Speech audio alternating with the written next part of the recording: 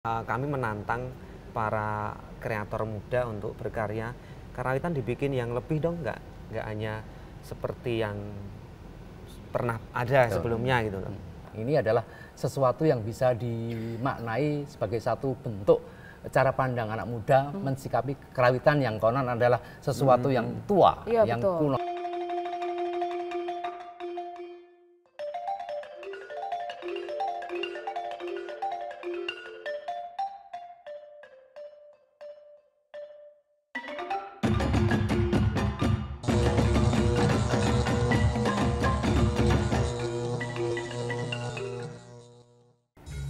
Salam budaya, lestari budayaku. Apa kabar Anda semua ya, Sobat Budaya? Senang sekali saya Widya Pradipta bisa menemani Anda, bisa menyapa Anda di podcast Taman Budaya Yogyakarta tentu saja ya. Dan untuk kali ini kita akan ngobrolin tentang gelar karya karawitan Dang Tak Gong. Nah, ini adalah konser tahunan dan tahun ini adalah penyelenggaraan yang ketiga gitu ya. Dan apa tema yang diambil dalam gelar karya karawitan Dang Tak Gong ini tahun ini, kemudian apa ya yang membedakan dengan tahun-tahun sebelumnya, terus siapa saja yang terlibat di dalamnya, kita akan tahu, kita akan cari tahu bersama dengan narasumber saya yang sudah ada di samping saya ini ya.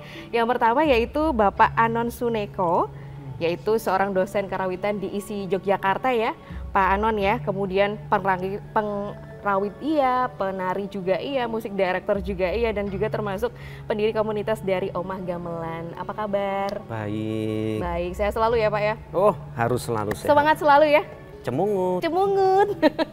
Oke, yang kedua yaitu Bapak Warsono Kliwir gitu ya. Ini nama belakangnya kenapa Kliwir ya Pak? Ya, Karena ini ada kliwirnya. Dulunya ada kliwirnya. Oh, Mbak. sekarang kenapa dipotong? Sekarang udah brondoli. Sudah brondoli ya, oke.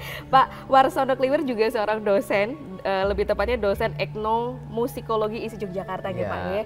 Terus juga penata musik di berbagai pagelaran gitu ya, termasuk ketoprak, kemudian wayang dan juga tari ya Pak Warsono ya. Wah, luar biasa ya. Jadi kita akan kulik-kulik tentang ini tadi ya, gelar karya karawitan Dang Tak Gong. Dan ternyata ini adalah pagelaran yang ketiga nih kalau nggak salah ya. Ini yang ketiga. Nah, sebenarnya apa sih ini kegiatan gelar karawitan Dang Tak Gong ini Pak Anon? Ya, ini adalah salah satu wujud fasilitasi dari pemerintah melalui Dinas Kebudayaan Taman Budaya Yogyakarta untuk mewadahi. Ya ini sebenarnya dikhususkan lebih ke remaja ya, penggiat karawitan remaja ya, untuk mereka berkreasi mengembangkan karawitan disesuaikan dengan zamannya mereka. Sehingga ini dari tahun penyelenggaraan pasti selalu menyuguhkan hal yang baru gitu. Karena kan mesti kita pilih dari generasi A, tahun berikutnya B lebih muda kan gitu, dengan pengalaman yang lebih kaya gitu. Dan nanti tahun berikutnya kita ambil dari yang lebih muda lagi dengan lebih kaya pengalaman lagi gitu. Oh gitu. Ya. Kalau untuk tahun ini rentang usianya yang ikut, yang terlibat kira-kira berapa tahun? Ya, berapa sampai berapa tahun tuh? Sebetulnya kalau usia itu ya sekitar 20-an. 20-25. Ya. 20-25. Ya, Kalau masih keterlibatan mereka sebagai peserta sih ada yang masih muda, masih kuliah ya, Iya, masih 18 kuliah, tahun, 19 18 tahun masih ada. Wow, muda-muda ya. Masih muda-muda. Jadi, Muda-muda ya. ya. Energik berarti ya Pak? Sangat. Sehingga bagaimana sih kerawitan dipandang dari cara pandang anak-anak muda, bagaimana pensikapannya termasuk aktualisasinya. Nanti ke sana bagaimana. Nah, itu yang saya kira sangat menarik, sehingga harapannya ini adalah sesuatu yang bisa dimaknai sebagai satu bentuk cara pandang anak muda mensikapi kerawitan yang konon adalah sesuatu yang tua, yang kuno. Tapi saya yakin karena kita bertiga kita itu melihat potensi-potensi anak ini bisa sangat lebih apa istilahnya, lebih cemerlang, lebih glowing ketika memandang kerawitan dari sisi anak muda. Nah, salah satunya yang selalu kita ketengahkan adalah mengangkat karawitan, menyajikan karawitan dengan tidak tak mengindahkan ya. Mas justru yang utama mengemas karawitan dalam seni pertunjukan. Ini kan yang memang bisa kita katakan mungkin tidak mungkin kurang familiar dalam dunia kerawitan, yang tadinya kan mungkin kehadirannya untuk mengiringi seni pertunjukan lain, atau kadang-kadang untuk sajian mandiri juga lebih cocok tidak untuk dilihat tapi didengarkan untuk ritual-ritual kalau zaman dulu. Nah ini kita angkat, dihadirkan dalam kemasan seni pertunjukan. Nah ini yang mungkin poinnya di situ. Oke, jadi pengen tahu juga gitu ya, gambarannya seni pertunjukan dalam gelar karawitan Dangtak Gong itu nantinya seperti apa nih? Biar sobat budaya semuanya juga penasaran gitu ya. Yang jelas unsur-unsur tata teknik pentas itu semua dipakai. Itu yang biasanya dalam pergelaran karawitan agak diabaikan gitu ya, agak diabaikan. Nah ini justru itu menjadi apa ya, hal yang sama-sama penting dengan konten artistik yang utama. Selain ada gending, ada kreasi gending, tetapi juga aspek tata lampunya, kemudian kostumnya, busananya, bahkan sampai ke pembawaan ya. Pembawaannya itu juga tak sekedar menabuh tapi pakai ekspresi, gerak-gerakan gitu. Bahkan yang tahun-tahun sebelumnya ada yang sudah main ruang ya, gitu ya. Jadi menghadirkan si pemain itu tidak on stage saja, tapi ada yang datang dari penjuru penonton gitu, begitu juga. Jadi memang sangat dinamis ya? Iya, sangat dinamis karena memang konsep yang kami coba tawarkan kepada mereka bahwa selama ini hanya selalu berorientasi pada wilayah auditif. Dengar. Nah ini karena konsepnya sebagai satu bentuk pertunjukan sehingga visual perlu kita garap, perlu kita sajikan sehingga kemasan yang tadi disampaikan Mas Anon itu sudah sangat kita create, kita kondisikan, kita berikan ruang mereka untuk mengekspresikan bagaimana sih konsep garap mereka. Karena masing-masing penggarap itu 3 karakter yang berbeda-beda. Nah dengan 3 karakter yang berbeda, dimungkinkan nanti akan memunculkan warna-warna karakter yang beda, yang saya kira dengan usia mereka yang masih muda, dengan mengaktualisasikan secara muda, pasti dengan gerak-gerak yang muda juga. Salah satunya tadi yang disampaikan Mas Anon bahwa gerak yang dulu biasanya begini mungkin lebih diekspresikan sehingga memunculkan atmosfer yang memberikan respon terhadap ekspresi sangat komunikatif gitu. Itu yang kita, dan mungkin itu juga menjadi salah satu respon ya dari Taman Budaya ketika sekarang itu kalau mau mengajak generasi masa kini ini belajar tradisi, itu tidak cukup hanya mendengarkan tuh dengerin radio, tuh dengerin gending itu enggak, tapi lihatlah kan gitu kan. Bahkan sekarang sekarang zamannya kan sudah apa-apa di layar ya, harus dilihatkan di situ. Nah ini cara mengemasnya Taman Budaya sudah luar biasa ya. Jadi memang karakteristik anak muda banget, visual, energik, dinamis gitu ya. Dan komunikatif. Oke gitu. Kemudian tema yang diambil nih untuk tahun 2024 ini, kalau tahun 2023 kalau nggak salah sumbu-sumbu filosofi ya. Nah kemudian kalau tahun ini apa nih? Kita coba memadukan perbedaan dan kebersamaan. Ini mungkin lebih dikaitkan ke situasi terkini ya, kita bagaimanapun dalam kondisi yang kemarin mungkin sedang beramai-ramai pesta demokrasi gitu, terus banyak pendapat, jangan sampai kita terkotak-kotak gitu. Jadi harapannya nanti 3 komposer ini mewakili latar belakang yang berbeda, musiknya juga akan berbeda, tapi mereka akan sepanggung dalam kebersamaan. Karena konsepnya itu berbeda, itu adalah sebuah kekayaan. Berbeda itu kekayaan, jadi tidak perlu dipertentangkan, nggak perlu diperdebatkan, karena itu sebuah kekayaan. Sehingga kekayaan yang bagaimana cara mengemas kekayaan itu tidak kemudian tercerai-berai, tapi bagaimana menyatu dari berbeda, tapi satu kesatuan menjadi selaras dan harmoni. Itu yang kita harapkan. Itu dia ya, berbeda-beda tapi tetap kita rangkul ya. Justru itu yang kayanya di situ gitu ya. Oke, tadi ada disebutkan 3 komposer ya, Pak Anon dan juga Pak Warsono. Nah, ini 3 komposer ini siapa saja? Kemudian selain ini apakah ada tim kreatif lain yang terlibat juga? Ya. Yang jelas akan ada 3 komposer muda. Saya katakan muda, ini jelas lebih muda dari saya. Betul. Dan dari kita. Dan ya, Mas Ponang, kemudian ada Mas Wahyu dan Mas Ninus ya, sahabat Ninus, panggilannya Ninus gitu. Jadi kita hanya akan panggil nama panggungnya aja. 3 komposer itu dengan latar belakang yang berbeda. Yang satunya lulusan etnomusikologi tapi lahir juga dari seni tradisi di Kulon Progo, kemudian yang Mas Wahyu ini di Bantul, bahkan dia juga sempat mengenyam pendidikan di Karawitan ISI. Yang satunya sahabat Tinus ya, sahabat Tinus juga alumnus ISI, tetapi dia seringkali bergaul dengan komunitas di luar Karawitan, di luar tradisi, sehingga ini akan saling melengkapi begitu ya. Jadi intinya mereka itu terlahir dari embrio-embrio kerawitan.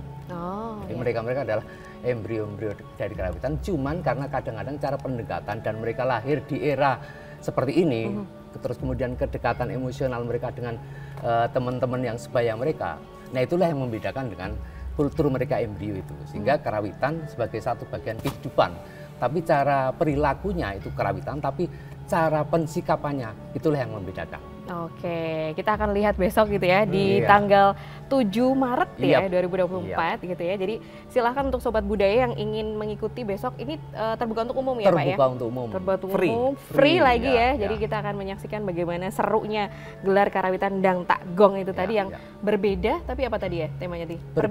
Perbedaan tapi menjadi sebuah kekayaan. Tapi sebuah kekayaan. Oke, itu tadi ya. Jadi menarik, ada 3 hal yang bisa disampaikan tadi berbeda-beda, dari mulai latar belakangnya juga berbeda-beda ya. Itu tadi yang menjadikan acara ini nanti ini akan kaya banget. Tapi sebenarnya ini flashback lagi ke awal gitu ya. Tujuannya diadakan kegiatan ini nih sebenarnya apa sih?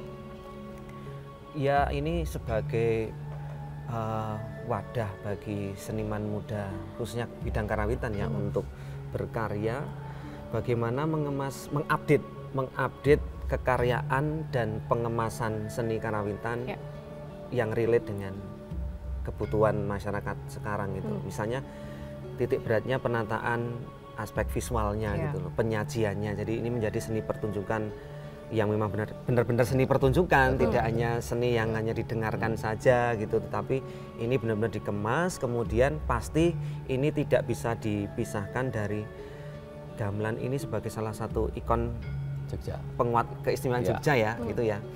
Tapi istimewanya itu Jogja itu menampilkan gamelan tuh kadang-kadang juga tidak kemudian hanya konservatif gitu loh. Karena Jogja yang multicultural sehingga mereka ini mengembangkan dengan caranya masing-masing. Ini justru memperkaya keistimewaannya itu gitu. Nah, ini ruangnya itu gelar karawitan ini. Oke, jadi gamelan yang Jogja banget, tidak meninggalkan tradisi, tapi memang kaya karena tadi ya banyak teman-teman yang akhirnya memberikan banyak warna di situ. Dan ini yang menurut saya luar biasa, Taman Budaya mau dan memberikan ruang, diberikan ruang anak-anak muda, anak-anak yang punya potensi untuk kemudian disatukan bagaimana ekspresi Anda menghadapi terhadap sikap kerawitan. Nah ini Taman Budaya luar biasa. Kita apresiasi untuk Taman Budaya ya, teman-teman dulu. Karena mereka lah yang memberikan ruang untuk kami berkreasi. Nah karena kadang gini, banyak orang kreator, banyak orang kemampuan berkreasi tapi tidak ada ruang. Nah inilah Taman Budaya memberikan ruang mereka untuk coba kita akomodir gagasan mereka untuk kita kemas menjadi sesuatu banget gitu. Dan tidak tanggung-tanggung. 3 komposer yang masing-masing dengan bala tentaranya kan, bala gitu tentaranya kan? yang banyak gitu. Dan yang perlu diketahui dari beberapa kali pementasan Dang Tak Gong itu pasti di samping satu komposer itu membawa banyak pemain, itu ternyata pengikutnya juga banyak. Jadi masing-masing ini punya fans club. Jadi ini, jadi para penonton ini kalau nggak segera merapat, nggak dapat tempat duduk pasti ya kan. Karena mereka 3 orang itu punya mazhab masing-masing. Nah, mazhab itu pasti punya pengikut. Nah, pengikutnya itu yang saya kira sayang kalau Anda tidak lewatkan. Dan ini sesuatu banget sehingga mazhab A akan ketemu dengan mazhab B, yang mazhab B ketemu dengan C.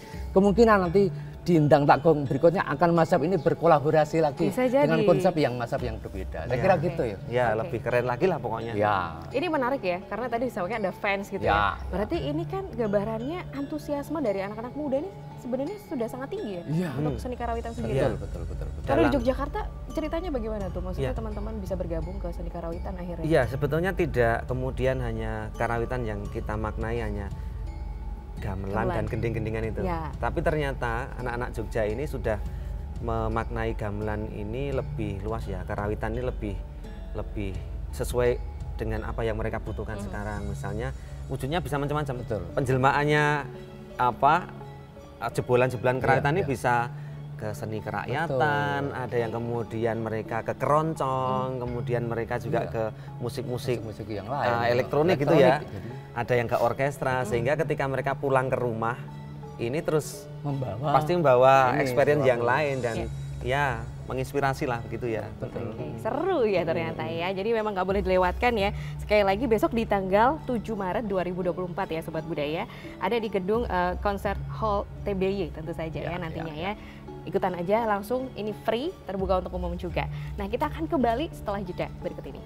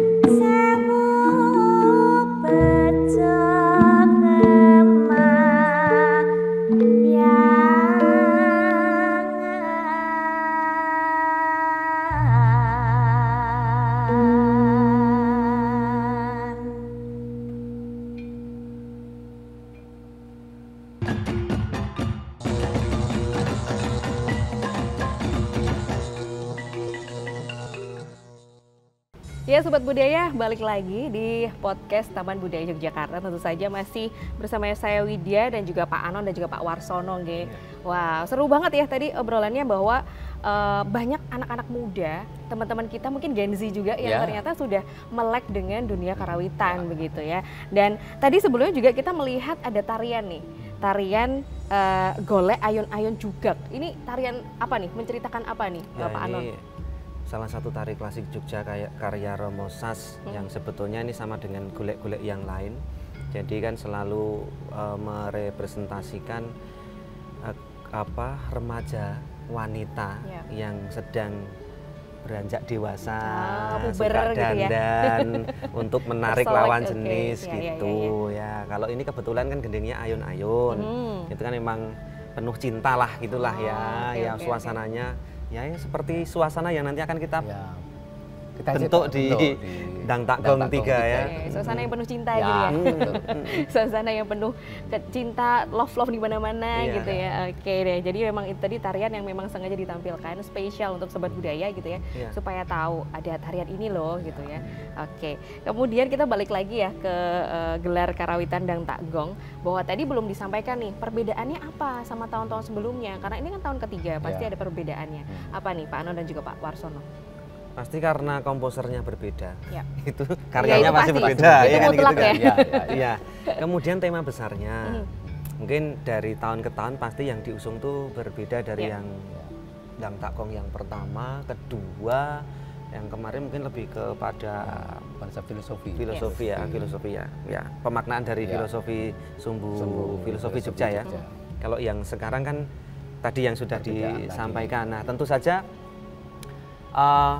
dari peta garapan ya yang sudah kami amati, ini juga mewakili 3 hal yang berbeda. Yang dulunya biasanya mungkin hanya gamelan dan penambahan beberapa instrumen non gamelan ya, yang tradisi dan yang modern. Tapi kali ini ada satu personel yang memang, satu komposer yang memang mencoba menghadirkan hasil eksperimen, hasil pengembangan dari selama ini menggeluti gamelan ya. Mereka menggunakan semacam instrumen baru ya, kayak ada penciptaan penciptaan instrumen baru begitu ya. Dan mungkin dinamika yang mungkin akan dibentuk juga akan berbeda, biar tema yang segede tadi itu bisa tetap di mata penonton, tidak menjemukan, sehingga mungkin akan dimainkan ada suasana yang memang agak serius gitu, ada yang mungkin sedikit cair gitu dengan komikal. Kemudian yang selanjutnya adalah mungkin lebih kepada semangat yang gelora anak muda. Iya gitu ya, mungkin begitu ya. Ya pasti ada pesan-pesan juga yang disampaikan di situ ya. Intinya dari Dang Tak Gong 1, 2, 3 itu jelas tadi seperti yang saya garis bawahi Mas Anon, itu jelas berbeda. Satu, karena pensikapannya cara pandang, nggak usah jauh-jauh. Cara memandang gelas ini aja. Saya, Mas Anon, ini sama Mbak udah berbeda. Ini cangkir. Itu udah berbeda. Udah berbeda. Orang udah berbeda. Cara pandang orang dari sini akan berbeda ketika melihat dari atas. Nah, begitu juga dengan Dang Tak Gong 1, 2, 3 itu karena masing-masing pengkarya berbeda. Terus kemudian konsep yang di temanya berbeda, jelas akan berbeda.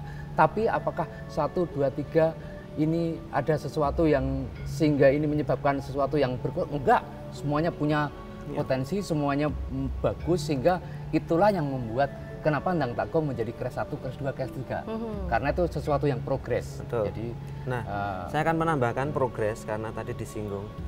Ini akan menjadi sesuatu yang berbeda dari tahun yang sebelumnya, karena sekarang komposer 3 orang yang kita rangkul ini kebetulan di tahun-tahun sebelumnya juga ikut terlibat gitu loh, sehingga pasti hal yang terjadi di panggung dan persiapannya tahun lalu ini akan mereferensi mereka. Pasti mereka nggak ingin cukup hanya sekedar kemarin, pasti pengennya lebih bagus kan gitu. Makanya saya dengar ada yang ingin pakai alat yang di luar kan grand piano ya kemarin ya. Saya kurang tahu tuh mau bikin apa, nggak tahu, cuman memang itu berarti kan mereka tidak cukup pengen seperti yang tahun sebelumnya, tapi mereka pengen lebih kan gitu ya. Karena mereka melihat dan mereka menjadi bagian, mereka ikut terlibat, sehingga nggak mungkin aku pengen yang kemarin, begitu-begitu saja. Jadi pengen lebih. Pasti setiap orang ketika dikasih kesempatan pasti pengen lebih. Karena inilah ruang mereka, inilah ruang menunjukkan kompetensi mereka, menunjukkan kemampuan mereka untuk mengaktualisasikan dalam konsep garap. Sehingga nggak mungkin hanya dari tahun ke tahun monoton. Pasti ada perubahan-perubahan yang itu selalu dievaluasi bagi kita juga, terus bagi para pelaku seni. Termasuk salah satunya bagaimana kita menunjuk ke masing-masing komposer itu kita melihat, oh ini ruang ini bisa dikasih mas ini, ruang ini bisa di ini. Jadi sehingga itulah yang menyebabkan sehingga tema itu selalu berbeda. Tapi konsep secara Ndang Tak Gong karena sebuah aklamasi itu menjadi satu, tapi temanya selalu berbeda. Ya, lekat banget dengan memang karakteristik anak muda yang memang aku nggak mau kalah nih, aku pengen menunjukkan semuanya yang aku punya gitu ya. Jadi pengen show off gitu ya, semuanya pengen aku kasih ke sini nih gitu. Oke, terus pastinya tadi kan karena banyak sekali teman-teman yang bergabung, melibatkan berapa banyak sih ini kalau boleh dikasih gambarannya berapa banyak nanti teman-teman? Masing-masing itu yang dibawa di panggung itu sendiri 20 lebih ya? 25. Masing-masing kelompok. Kali 3 kan? Masing-masing komposer ya? Iya. Kurang lebih 75 berarti? Iya. Kurang lebih 75. Itu memang itu secara misalnya ada nanti kru artistik dan sebagainya, jadi mungkin di atas panggung itu lebih dari 100. Wow. Cara artinya kan mereka terlibat dalam hal ini, hal itu, sehingga panggung itu sangat saya yakin dan saya percaya karena dari 1, 2, 3 itu ada sesuatu yang sangat estetis banget, sehingga ini pun pasti dengan konsep 3 yang berbeda ini akan mewujudkan estetika yang berbeda pula, dan itu sangat menarik karena kita akan kemas sedemikian rupa. Ya, dan tentunya di balik ini semua pasti setiap grup juga punya pendukung, pendukung di balik layar yang dari proses awal hingga nanti akhirnya juga akan bersama-sama. Jadi asiknya itu dalam Ndang Tak Gong itu akhirnya ketika sudah mereka sepanggung itu akhirnya juga pendukung-pendukung mereka yang teman-teman backstage-nya itu juga akhirnya mau nggak pisah-pisah. Aku ikut dia, aku dukung dia aja, aku dukung, tapi mereka jadi kerja bareng begitu. Ini kan menarik ya, artinya kan proses ini juga menjadi wahana mereka bersatu kan gitu kan, bersama-sama kerja bersama-sama tuh, tidak kotak-kotak di komunitasnya. Ada ruang untuk memang membuat satu komposisi yang mereka bisa dimainkan oleh 3 kelompok tersebut. Itu yang menarik, sehingga proses itulah yang tadi disampaikan bahwa inilah yang satu mazhab ini menjadi satu kesatuan, menciptakan mazhab baru dari dalam kolaborasi tersebut, sehingga tidak mungkin yang satu punya ego begini, tapi bagaimana kelebihan yang satu itu menutup yang satunya, kekurangan yang satu, sehingga inilah yang dikatakan bahwa sesuatu itu harus saling dikondisikan, dikomunikasikan, sehingga tidak saling menunjukkan aku lebih tinggi, aku lebih ini. Inilah sehingga di dalam kerawitan tidak ada ego. Yaitu nilai-nilai, itu nilai yang ada di dalam kerawitan secara terselubung sebenarnya kita juga mengedukasi mereka. Berarti ada filosofinya sebenarnya ya. Nilai kolaborasi tidak boleh ada yang lebih menonjol, semuanya sama gitu ya. Oke, karena dulu kan kalau gamelan kita tahunya hanya pengiring gitu kan, tapi akhirnya karena ada ini kita tahu bahwa semuanya itu sama gitu, punya peran yang sama untuk mensukseskan satu pergelaran. Nah, itu kan menarik tuh Mbak, itu namanya orang selalu sadar posisi. Betul. Saat ini saya duduk di sini, saat mungkin saya menjadi penonton. Nah ini hal yang sangat harus selalu sadar posisi. Saat ini menjadi komposer, saat ini menjadi player. Nah itu ketika orang menyadari tersebut, maka tidak ada akan orang menunjukkan ini loh aku Jumawa. Nah di dalam kerawitan juga begitu. Tidak ada yang suara mendominasi, karena ketika suara mendominasi tidak harmoni. Ya betul, itu dia tadi ya. Itu yang dicari harmoni gitu ya. Dan ini tanggung jawab kami sebagai tim dan mengkurasi juga, memilih itu juga dalam prosesnya kami selalu mengingatkan itu. Dan saya rasa juga Taman Budaya juga menjadi mediator yang tepat dalam, misalnya dalam konkretnya dalam fasilitator ya, ketika mengakomodir kebutuhannya 3 komposer itu pun semua harus dikomunikasikan dan harus memang benar-benar semua ini terfasilitasi rata. Tidak boleh ada satu komposer yang memaksakan terlalu memaksa. Aku pokoknya harus gini, nggak bisa. Ini harus ngerem juga itu loh. Yang lainnya juga demikian gitu. Ini kan saya rasa ya adanya hanya di Ndang Tak Gong ya, karena tidak hanya satu pertunjukan sepanggung, tetapi ini tiga karakter yang berbeda itu ya. Hanya di Ndang Tak Gong. butuh jiwa yang besar juga loh Pak untuk kayak gitu ya. Oke, aku sebenarnya bisa nih lebih dari ini, tapi nanti teman-temanku gimana gitu ya. Oke, jiwa yang besar sudah dilatih di sini gitu ya. Nah, tadi ada juga kurasi ya. Ini prosesnya seperti apa? Kurasi hingga akhirnya 3 komposer ini nanti yang akan ikut di Ndang Tak Gong 2024. Yang jelas kita bertiga itu kita berdiskusi. Ya, jadi ada Dr. Raharjo, ada Pak Warsono Kliwir dan ada saya. Kemudian kami bersama berdiskusi sampai menentukan materi yang kemudian harus kami susun. Terus dari referensi dari evaluasi penyelenggaraan sebelumnya, itu kemudian kita mau kemana nih tahun ini gitu. Biasanya kan selalu ada isu-isu strategis yang akan kita usung gitu. Akhirnya berdiskusi bersama Taman Budaya dalam satu rapat terbatas Akhirnya kami menyetorkan beberapa nama itu, nggak cuma 3 pertama itu ya. Karena komposer muda di Jogja itu banyak banget. Kalau misalnya setiap kumpulkan setiap tahun aja yang komposer yang sekolah, yang sekolah itu bisa lulus mungkin bisa 10, 15. Bayangkan setiap tambahin musikologi? Iya, tambahin musikologi. Mungkin belum yang jurusan musik. Jadi banyak. Juga kan. Komposer kan banyak sekali setiap tahun yang keluar yang itu yang sekolah ya. Belum yang otodidak kan banyak juga banyak. Ya, kami harus kemudian bersama-sama Taman Budaya menyeleksi, menyesuaikan dengan kebutuhan termasuk tema tadi. Jadi kita godok betul gitu sehingga yang kita pilih memang orang-orang yang qualified. Jadi nanti kita juga akan mencari lagi untuk hal-hal berikutnya karena inilah kepentingan kita untuk mengakomodir karena tidak mungkin semua kemudian kita gaduhkan dalam satu pertunjukan. Itu juga makanya jelas itu ada range waktu dan nggak mungkin yang sekarang terus kemudian dikasih kesempatan lagi biar mereka rata semuanya rata. Dan tidak hanya di kota, nanti di Wonosari juga, di Gunung Kidul karena kemarin sudah ada dari Wonosari, udah dari gitu. Jadi semuanya akan rata. Luar biasa ya sampai Wonosari juga. Rekod pengkaryaan mereka, reputasi mereka juga kita soroti, kita jadikan referensi ketika milih. Dan kemudian apa yang mereka selama ini jalani, bagaimana mereka berkesenian itu juga penyikapan mereka atas seni di Jogja ini juga kita jadikan referensi. Jadi enggak terus karena kepinterannya aja, karena karyanya bagus, enggak. Tetapi sepertinya si A ini proses jalan enggak ya? Si B ini mengelola orang sebanyak ini kira-kira mampu enggak? Si C ini kira-kira menyelesaikan administrasi kira-kira mampu enggak? Disiplin enggak? Begitu. Itu menjadi pertimbangan yang memang kami sampaikan ya. Dan kami bukan karena ada kedekatan emosional atau istilah sekarang KKN, enggak ada KKN. Jadi kita memang benar-benar kita cari, kita pilih, kita lihat track recordnya bagaimana cara memanage, cara berkarya, cara itu sehingga kita pilih. Jadi bukan karena ada kedekatan emosional, saya kira gitu. Jadi kesepakatan kita bersama begitu. Biar nanti adil. Oke, ini sudah clear ya. Tidak ada kong kali kong dan sebagainya ya, nggak ada ya. Jadi buat teman-teman mungkin nanti yang belum sempat ikut terlibat dalam Ndang Tak Gong tahun ini, mungkin bisa dicoba lagi tahun berikutnya ya. Makanya berkarya yang sebaik-baiknya, bikin reputasi yang sebaik-baiknya.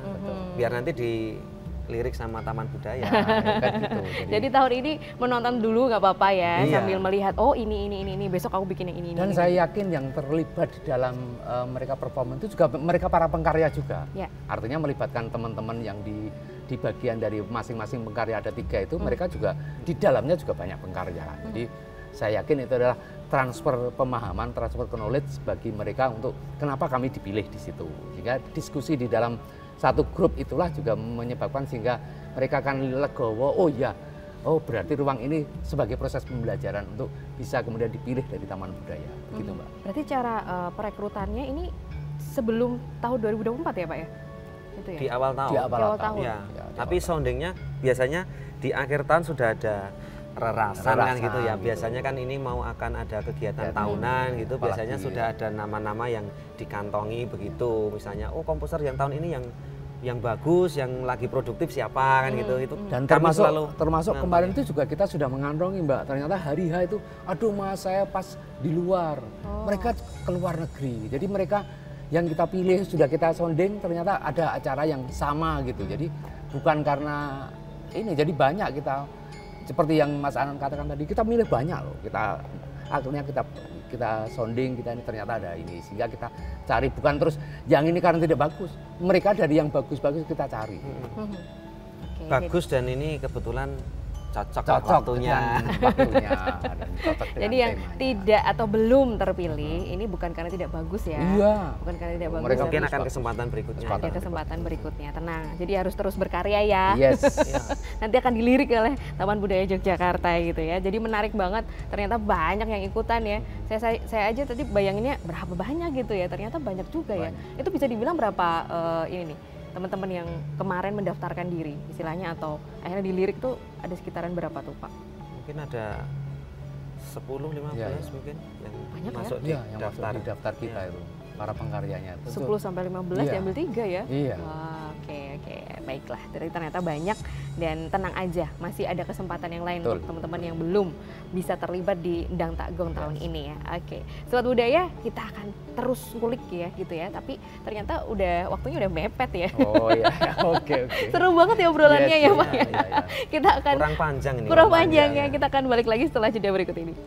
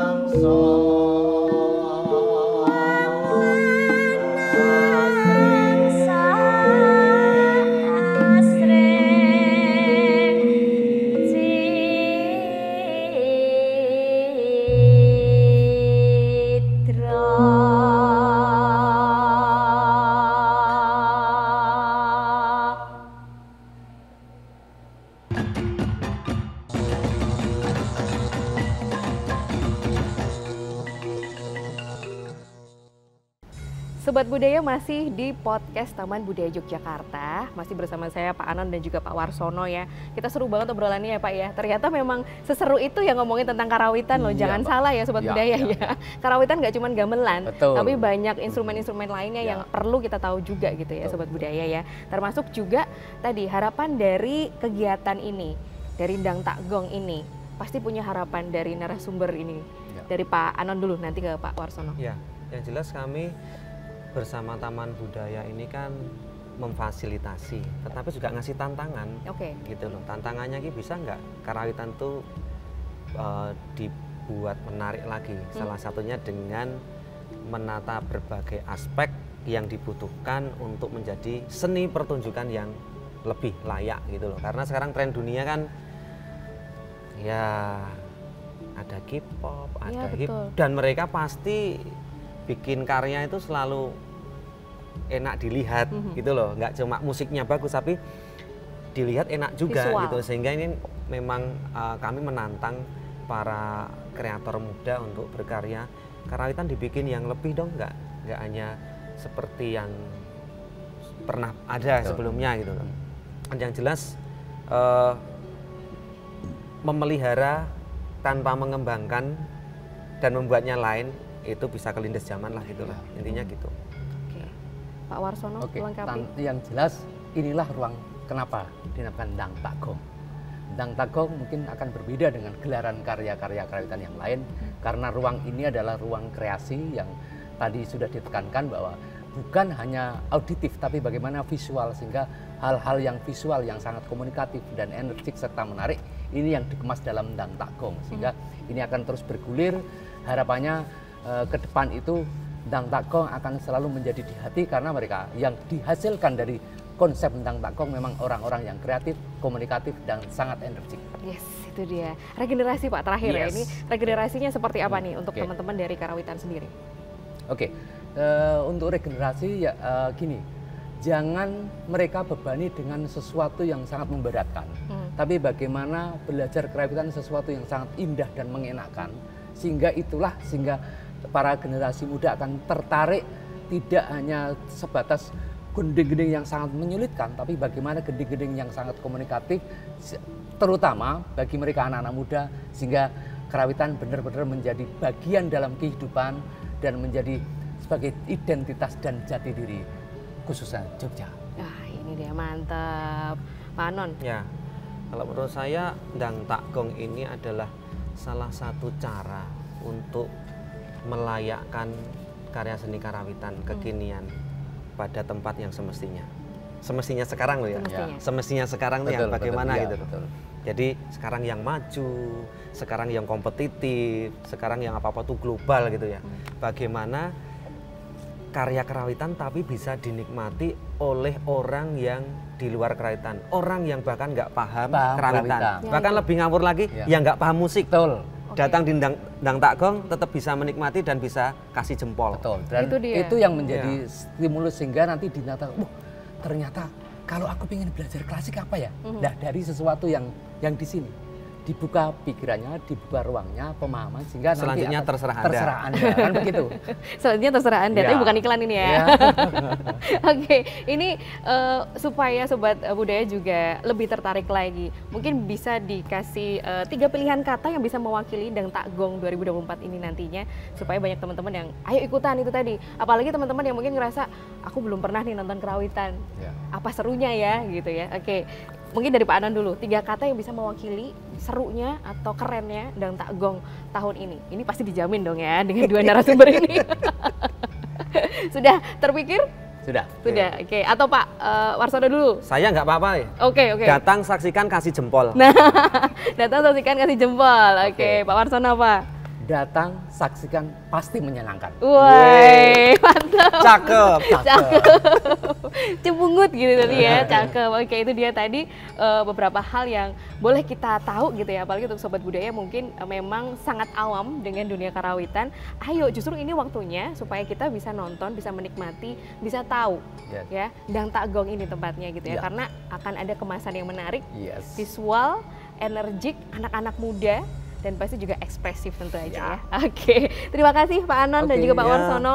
Kita berjumpa di podcast berikutnya ya. Oke. Oke, Sobat Budaya, itu dia tadi podcast bersama dengan Pak Anon dan juga Pak Warsono, seru banget. Jadi jangan lupa ya untuk Sobat Budaya untuk besok ikutan datang, saksikan langsung gratis gitu ya. Untuk umum juga besok di hari Kamis 7 Maret 2024 Ndang Tak Gong gitu ya di konser Hall Taman Budaya Yogyakarta. Tentu saja kita bareng-bareng ini ya.